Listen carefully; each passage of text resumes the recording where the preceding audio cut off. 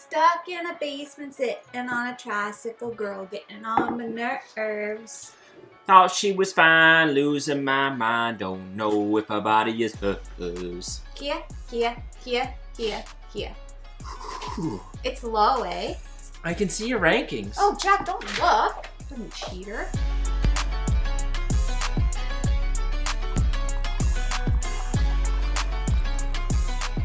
Hello, everyone, and welcome back to Foster the Meeple, a channel all about board games and board gamey things. That's right. We are here today with another episode of Board Games and Brew.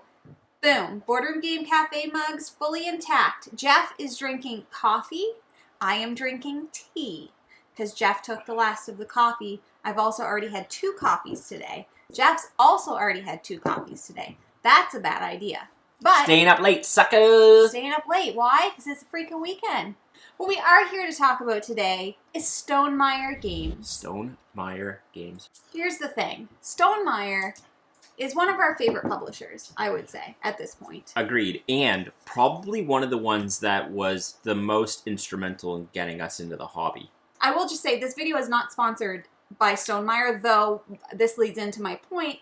They were one of the first, larger publishers to send us a review copy or to be like, hey, yeah, let's work together. Just support us from that level. Just to support us from that level. And so a lot of the games that we are going to talk about, in fact... all of them, except one. All but 2. All but 2 of the games we're going to talk about today were sent to us by Stonemaier, though many of them we had actually played well before they were sent. Yeah. Anyways, the point is, today we want to talk about Stonemaier games, and we wanted to rank the Stonemaier games. And we haven't played all of these Stonemaier games, so we're only ranking the ones we've played. According to my calculations, there are 13 games currently out that have been published by Stonemaier. Of those 13 games, there are 4 that we haven't played. Those 4 are Between Two Cities, Smitten, which I actually don't know if that's new. I've never heard of it either, but it's on the website. My Little Scythe, we haven't played, and Pendulum, we haven't played. Oh, there's another one. Euphoria. Correct, yeah. Of those, the one I'm most excited to try is Pendulum. Pendulum, yeah.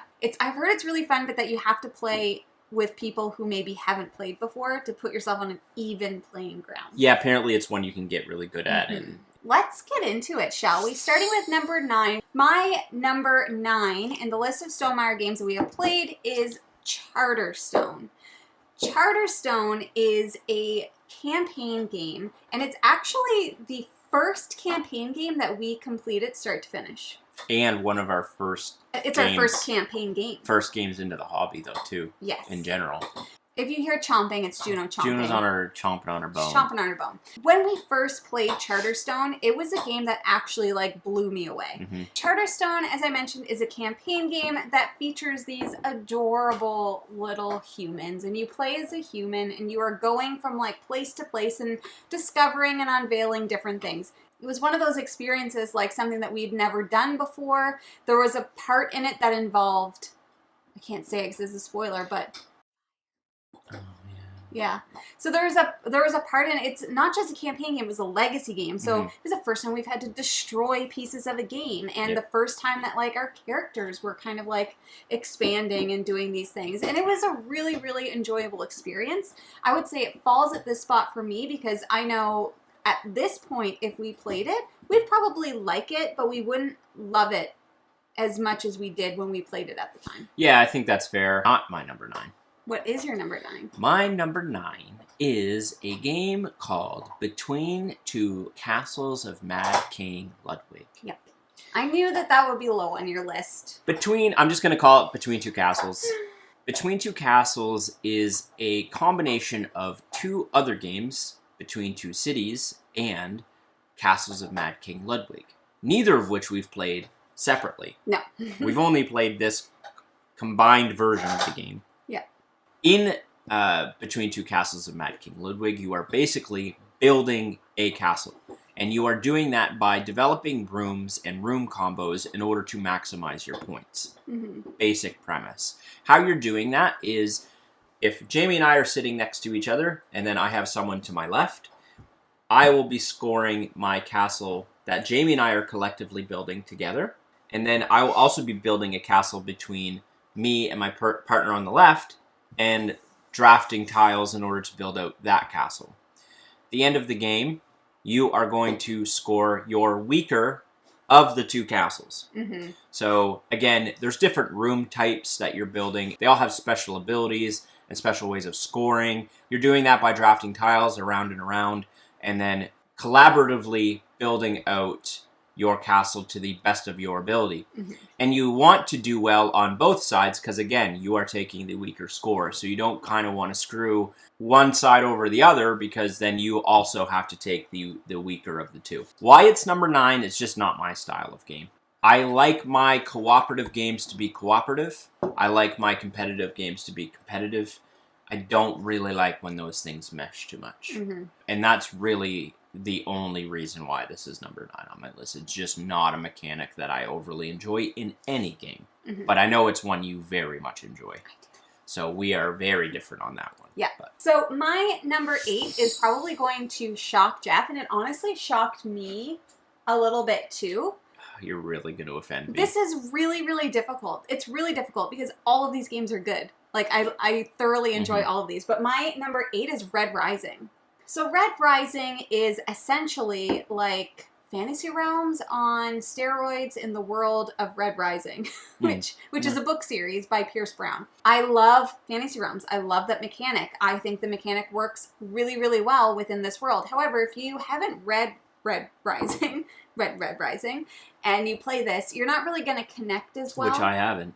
And I've only read the first book. But this adds more to that game. There's like different tracks that you're trying to go up, and you're trying to complete 2 different things first in order to end the game, and then you're scoring points off of the cards that are within your hand. Just like in Fantasy Realms, you're just optimizing your hand. It's a relatively like medium length game, so it's not super quick, it's not super long, it's definitely not heavy, relatively easy to pick up, and the components are nice, except for the colors, because I can't tell them apart. I think they identified that, though, after They production, did. yeah. Anyways, this game is super fun, but when I'm kind of pitting it against the rest of the Stonemaier collection, it kind of fell a little bit short. And we played it again recently, and I enjoyed it. My number 8 is a game Jamie already mentioned. That is Charterstone. Everything Jamie mentioned, I will just add a little bit to it.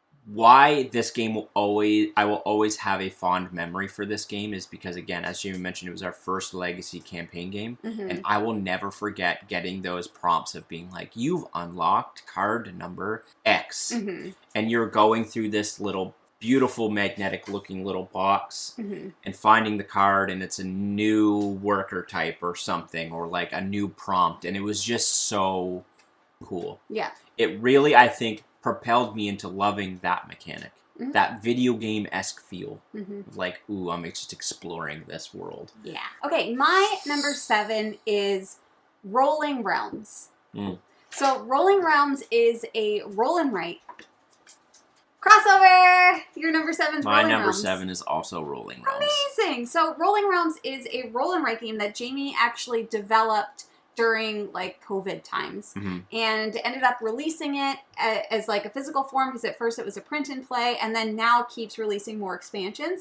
But what's really cool about Rolling Realms is there's different sets that you can play based on what was to start like different Stonemaier games, and that has expanded well beyond, and now it goes into a bunch of different games. And so each of the game types has special objectives, and you choose different ones to play the game with, and roll and writes are just super fun, and I really, really, really enjoy this game. Some of the cards I enjoy more than others, for sure. Yeah, I remember the Charterstone one being somewhat confusing. Yes. We've only played the base game of this. Yeah, we don't have any of the expansions. We don't have any of the expansions. There's like fan-created ones now. Like, it's I really want to definitely play a this game. again. It's definitely a game I want to explore more, given that there's now so many different little packs you can get. I still, like, as Jamie alluded to before, like, everything on this list is very hard for me to rank because I do inherently enjoy all of these games to a very large degree. Yeah.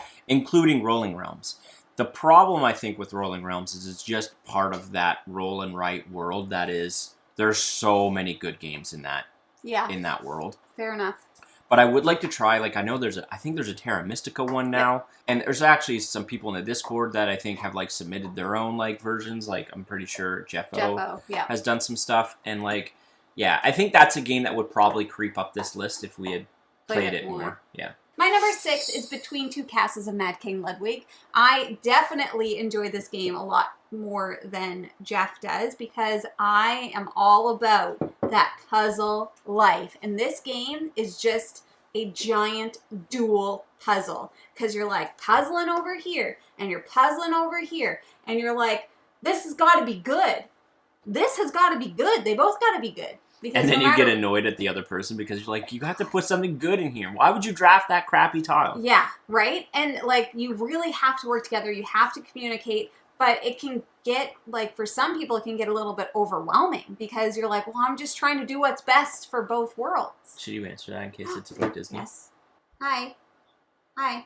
Speaking. Good, how are you? Yep. I'm probably not interested. I guess I already have enough credit cards, so I probably shouldn't add any more. If I'm being totally honest, the features that I find valuable is that they're paid off so that I don't have extra credit. I just don't think that I want anything else right now.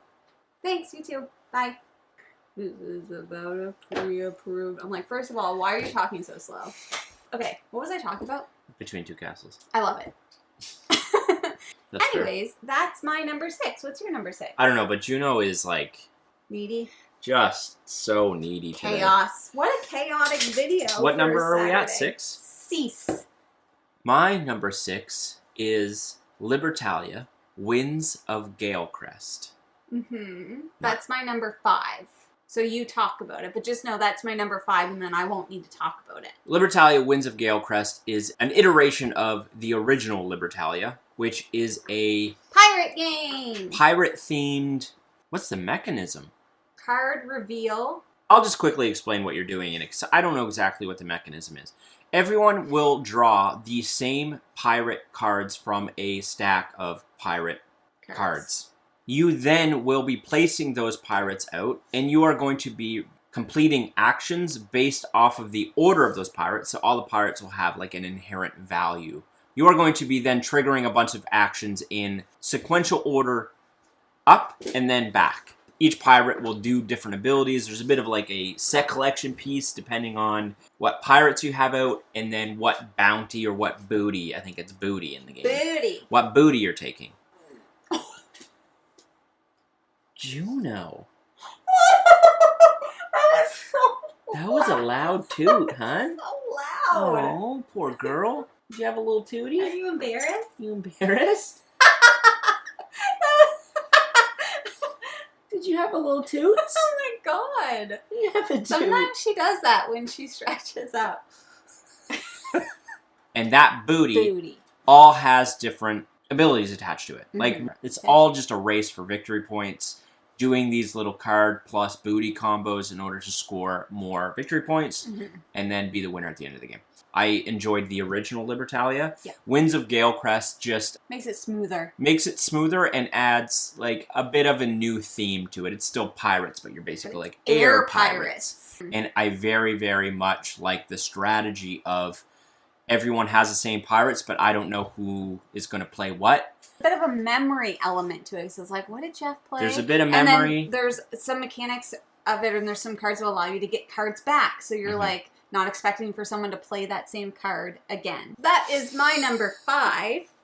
So what's your number 5? My number 5 has already been mentioned, so that works out. That is Red Rising, which is much higher on my list than Jamie's, which actually shocks me a lot. I very, very much like Red Rising, and I have not read the book, so I don't have any of that context. But I'll just say quickly, everything I love about Red Rising is in the production. It's incredible. The card art, like there's a gold faction, which are basically the elites. Foiled and it's like foil cards. It's incredible. We do have the deluxe version of this game. I very much like the iteration that he's done for Fantasy Realms. I very much enjoy Fantasy Realms, but I like the added track element. I like that little bit of extra that was put into this. One I want to play more and more. My number 4 is Scythe. I don't know where that's going to land for Jeff, but I love Scythe. I've always loved Scythe. We've been playing Scythe for years. It was one of the games that got us into the hobby. It is a game that we have played over and over and over and over again. We have played through Rise of Fenris. It's just a great game. And I guess I won't say anything more because I know Jeff's going to want to talk about it, but it is a fantastic game. It's my number 4. My number 4 is Wingspan. Wingspan is a engine builder based off of a bird theme with different habitats. We've played Wingspan Asia, which is a awesome expansion to Wingspan, which makes it really, really cool at 2-player. I love Wingspan, and I think that kind of plays into how much these top 4 games are very, very, very influential to me as a gamer and how much I still love them. But Wingspan, you're basically playing out different birds into their respective habitats in order to build up engines. So all of these bird cards will have special abilities associated with them. And anytime you interact with a habitat, you're going to basically trigger all of the birds that you have in said habitat. What I think I love most about Wingspan is, like, we're not even close to have seen everything in that game in terms of the amount of bird cards. We have not played Oceania. No, we've played Europe. We've played Europe, the European expansion. We have not played Oceania in but we Asia. own it. The little mini eggs are incredible. Again, like, the production value of this game is up there, and it's one I'll always play if people are interested in it. And it's like one of the most popular games now. Yeah. My number 3 is Tapestry, which is, I think, possibly Jeff's number 1. I don't know. But Tapestry is a game that is essentially like you are going up different tracks. In Tapestry, you have tapestry cards that you're playing out. There are 4 tracks that you can kind of maneuver up. And as you continue to go up, you unlock different bonuses. And you are also trying to fill in your city with different types of buildings and stuff. It is so much fun. There's so many different things going on in Tapestry, and yet it doesn't feel like it's too much. And even though, like, I think that's a good... I feel like there's a bunch of other games that we play, like Endless Winter is one that comes to mind in terms of, like, so many things going on, and it feels overwhelming, but for some reason with Tapestry, it does not feel that way. I feel like I can do a bunch of things and I could still do well, or I can try a bunch of things and maybe I don't do so well. I don't know. I love it. It's beautiful. It's fun. We played on BGA. So we recently have played with the Fantasies and Futures expansion, which adds like a magical element to the game. As an example, you can play as merfolk or feyfolk or what are the little ones called? Weefolk. Jeff played as celestials. There's like a bunch and they just add like this magical little touch to the game. I really liked this expansion in particular because I did too. Yeah. I like that magical We haven't aspect. played the other ones. We haven't played the other ones, but this one we have played, and I really, really enjoyed it. It improved my enjoyment of the game. So, yeah, I don't know. I really, really like Tapestry. That's my I'll number talk 3. about that game more in the future. My number 3 favorite Stonemaier game is Viticulture. Viticulture is a worker placement game where you are producing wine. Everything you are doing in this game, the output is to produce grapes in order to turn into wine, in order to then sell. Everything points towards that. You are filling orders, which will allow you to have residual income each round. You are racing for a victory point win, and you are just trying to optimize your engine. It is played through 2 seasons in the base game, which is summer and then winter, which each section will allow you to do different abilities. Like primarily in the summer, you're growing crops, and then in the winter, you are turning grapes into wine and fulfilling orders, and then rinse, repeat. Really Unless you're Jeff, in which case you do not fill wine orders. Yeah, sometimes I try to win this game by not completing or making any wine. I've not been successful, but I've been close. One thing I will say is the Tuscany expansion to Viticulture is, I think, as essential as you can get for an expansion at this point. We don't have it, but yeah, but we don't have it. I would, in most instances, want to play Viticulture with the Tuscany expansion at this point. I just think it adds more game and in a very, very good way. But that being said, Viticulture is one I very much enjoy. I love the worker placement, like genre in general, and Viticulture is one that did really, really well with that mechanic, thematically and mechanically. Yeah. My number 2 is Viticulture. So let's just tap on to what Jeff said. I love Viticulture. I have loved Viticulture since the first time that we played it. It is so much fun. There's just so many things that you can do, and I love it. I just love it. I don't love wine, but I love Viticulture. We also do have Viticulture World, which is like a campaign version of this game, and it just allows you to challenge yourself. Yeah. Understatement. To maybe win. Probably not. It's a really nice challenging campaign version of the game, and instead of just being in Italy, you are actually going all over the world and you're learning different things, and it adds quite a few new things into the game, including hats for your meeples. It's a very, very difficult cooperative challenge. Yes. But yeah, I love Viticulture. I think this game is I have not gotten sick of it. I play it all the time. We play it on BGA all the time. Yep. I love it. Yeah. It's great. I agree. My number 2 is probably going to be a shock. I know what it is. To most people. My number 2 is Scythe. Mm-hmm. Scythe is a game that will never, ever leave my conscience as one of my favorite games of all time. Yeah. It is a area... It's a lot of things. Area control, majority, resource gathering, tableau, not even really tableau builder, but you have a really cool player mat that you're taking actions off of. Action selection, I guess, would you call it? Somewhat action selection, yeah, 'cause you're moving your little pawn around. There's so many things. I could talk about Scythe for probably 15 minutes. Scythe was the first game I ever painted. It was the first game that I ever fell in love with miniatures over. As mentioned, Rise of Fenris, which is the campaign expansion to Scythe, is still by far my favorite expansion I've ever played. If you love Scythe and you haven't played Rise of Fenris, I highly, highly recommend you play it. I will never, ever forget experiencing that with Jamie, and there are memories attached to Scythe that will never allow it to dip too far down in my favorite games of all time. That being said, it doesn't hit the table very often anymore. And if it did, it would probably still be 1. I think last year we got to play it twice. Yeah. And before that, it had been quite a while since we had played it. And it's one of those games that as soon as it hits the table again, you're like, right, I love this game. And I think the big thing is that this was like the first game that I think specifically you became like obsessed with. Agreed. I want everything for it. We got to play it all the time. When can you come over so that we can play it? And we just played the heck out of that game. And sometimes that happens, and then you're like, oh, put this away for a little while, but it's still great. And it just made me realize we've only ever finished 3 campaign games in our entire lives, and 2 of those 3 were Stonemaier Games. That's correct. Charterstone and Rise of Fenris. That is correct, yep. So we're on number 1. My number 1 is obviously Wingspan, and your number 1 is obviously Tapestry. Wingspan is a game that I have always loved. It is just a game that I will enjoy every time we play it. It being introduced on BGA and on Steam and all of that just improved my love for it, because now I get to play it all the time.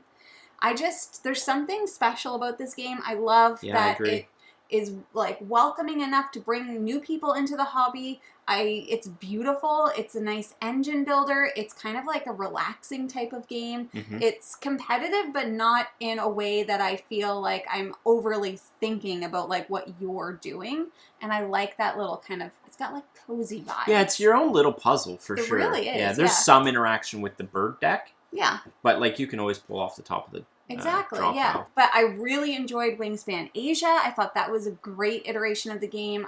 Like everything that we've played for Wingspan, we have loved. We recently purchased the Oceania expansion, which we have heard nothing but good things about, so I cannot wait to play that. Yeah, I don't know. I love this game. I will always love this game. I'll play this game anytime somebody wants to play it. If you would like to play with me on BGA, you should join the Discord and then just invite me to a game, because I freaking love it. I'm not at all shocked that it's your number 1. No, and I would say that probably maybe last year, before we started playing it a lot again, it probably would have been flipped, and Viticulture would have been my top. I'm glad you mentioned that, because I've been thinking about it. We play them both all the time. And I think the top 4 of these games Like, it's kind of like, what am It's I a mood. playing the most of It's at the definitely time? a mood. Yeah. You know?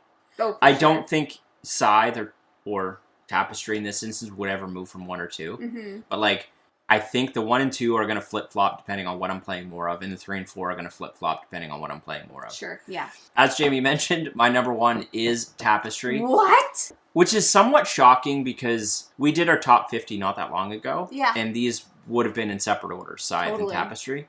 But I've played, in the past probably 3 months, I've played so much Tapestry on BGA. We just got a physical copy of Tapestry, and I'm just over the moon about it because as soon as we got it, we tabled it, and Jamie and I played it. And then she was also like, this game is very good. Mm-hmm. And that just was awesome because now we can just play it more. I've always loved Tapestry, but I'm playing it so much, and I'm really enjoying just exploring all of those combinations of civilizations, city maps, which tracks combo better off of each other, the tech cards that come out. I would have thought by now, I just had this conversation with some friends, I would have thought by now that I would have gotten bored of Tapestry. Because it is somewhat similar. There's only so many tracks, and it feels like on the surface level you get bored of it very quickly, but I haven't. Every time I'm like, yep, I get a new civ. I'll see how this works. And I know a lot of people are like, oh, some of the civilizations are overpowered or whatever. Like, I've never understood that argument because I'm just like, well, then just don't play as that faction. And I do want to just talk quickly about Fantasies and Futures expansion again, because my favorite thing for expansions is when they give you an expansion and all it does is give you more game. Mm-hmm. They don't try to like change too much up. It's just, here's a little bit more Tapestry for you to enjoy. Yeah. And it just gives you some really cool civs and some really cool city maps. It changes how those kind of mechanics work a little bit. And I really like the fantasy theme. I really like the Celestials and the city map I got to play. I had to connect monsters to my castle, which I thought was super unique and cool. Mine had unicorns. I could gush about Tapestry for a very long time. And I know that's a very polarizing game, but I absolutely adore it. Mm-hmm. And the more I play it, the more I grow in appreciation for it. I want to mention all of the games for transparency that Stonemaier has sent to us for review because we forgot to mention them as we were listing them off. So thank you to Stonemaier for providing us with a copy of Tapestry as well as Fantasies and Futures with Rolling Realms, Viticulture, Viticulture World, Wingspan Asia, Libertalia, Between Two Castles of Mad Kid Ludwig, and Red Rising. And that's been over the course of this Since channel started, not I think recently. the very first game that they sent us was either Red Rising or Between Two Castles, and all I remember was how excited I was when that happened. But we love Stonemaier Games. We appreciate them for all the support that they've given us, and so we wanted to share a little bit of love with them. I know that a lot of people really, really love Stonemaier. There is a new game coming out called Expeditions, which lives in the world of Scythe. Yeah. So I think if anything is going to kind of propel us back into Scythe, it's going to be that game. For that. Yeah. Those are all of the Stonemaier games that we have played. Let us know down below if there's any that we haven't played that you're like, oh, you need to play this. You're gonna love this game. That is our list of top 9. Top 9, baby. Stonemaier games. Again, considering we haven't played all of them, but these are our favorite ones and ones we have in our collection, and we just have a very special appreciation for these games and Stonemaier in particular. And thank you to them for all of the support over the last 2.5 years. Yeah, I like Jamie's name also. Jamie has Jamie, connection with the different spelling, but different spelling. Yeah, Jamies stick together. Jamies stick together. If you're interested in buying board games, like Stonemaier Games as an example, you should first start by checking your friendly local gaming store. And for us, that is the Boardroom Game Cafe. Yes, it is. And now if you'd like to eat snacks, you may as well try MunchPak. You should. You definitely should. So delicious. We have a code, $5 off your subscription. That is everything that we have for today. So thank you so much for watching. If you like what you see, please subscribe. We hope to see you again soon. And now we say goodbye. Goodbye. Later days.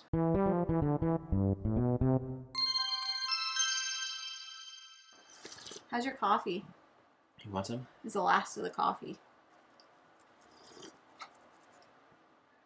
I hope we have enough food for the weekend and stuff, so the grocery stores are going to be closed. They're not closed all weekend. Yep. Friday, Saturday, Sunday. Monday. Monday. Tuesday, Wednesday, Thursday. Jeff, do you want to know what I've been thinking? No. No. Okay, so what I've been thinking, though, is this is what my hair looks like. I've washed it, right? But I've done nothing else. It's been air drying. And it's got this wave. Yeah, it does. I've always thought that my hair is just like straight. But when it dries naturally, it does this. Do you think maybe in real life I have Curly's hair? What do you mean in real life? Like if I just did nothing to it? This is real life. But if I did nothing to it, maybe. if I did maybe there's something called curl cream. That's just fake, right? What do you mean? Hair? Curl cream. No, Jeff, that's like a styling product, like gel. Yeah, but like, that's like what saying does that gel's mean? not real. Yeah, but gel, you like manipulate it. It helps. These little products that come out that's like, this product will help the natural waviness of your hair come out. I'm like, how? It might. I don't How know. does that work? You're talking as if you're a hair expert. What's the science behind this? There is science behind it, Jeff. There's hair I don't know. scientists. There's hair scientists? Yeah, hair scientists. That's not true. Yes, it is. Hair scientists. I'm going to tell you what they're called. What? What their jobs are to do what exactly? Hair Develop science. shampoo? Hair science. What do I bet there's call probably a scientist to like study hair. scientist? Like the DNA or whatever behind that's what it is. A trichologist.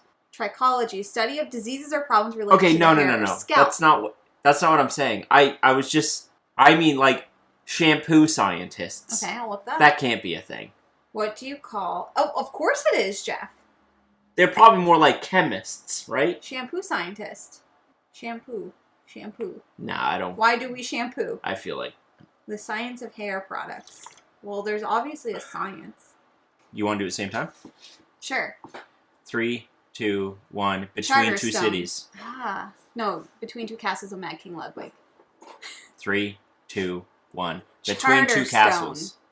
Of Mad King Ludwig. Whatever. They know what I mean. They know, you know what he means. But yeah, that's everything that's like the games. So,